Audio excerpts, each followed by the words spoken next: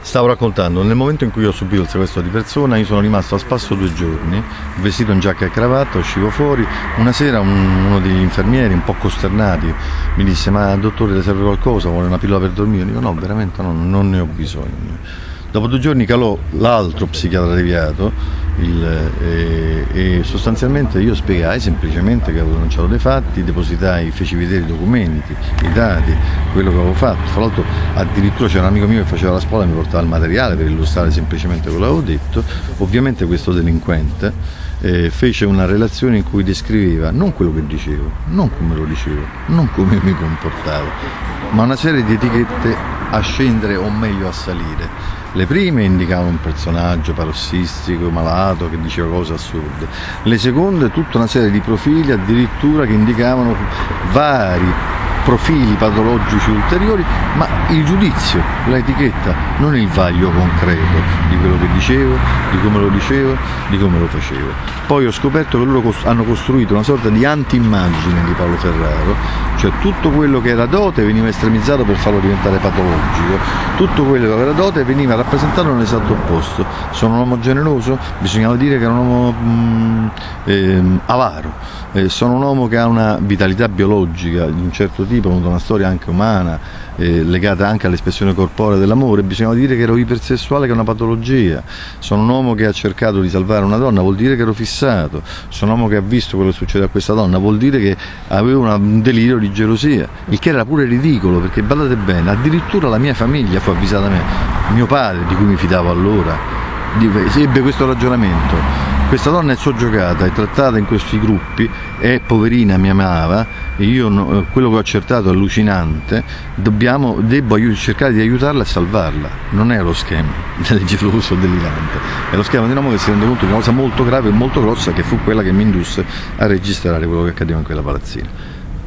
Delinquenti organizzati, qui faciunt de albo nigro, che ribaltano la realtà. Nel momento in cui di recente mi hanno fatto una trappola con un'altra ragazza bella, la ragazza bella non andava di fronte a un avaro, stupido, insensibile, ma era tarata per far innamorare un uomo geniale, dolce, sensibile e umano. Se ve lo dico ci dovete credere, vedrete presto quello che mi ha scritto sta povera ragazza, capirete con che gente abbiamo a che fare.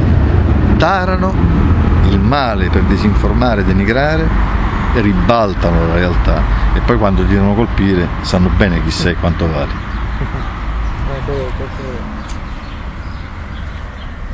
Oh, io ho bisogno di voi, io ho un'altra psicologa brava, bisogna tentare di svegliare almeno la ribellione di psicologi.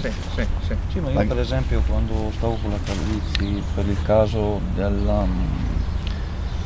quella di Cogne, Maria, lo stato crepuscolare di coscienza era puramente una diagnosi inventata da uno psichiatra massone deviato.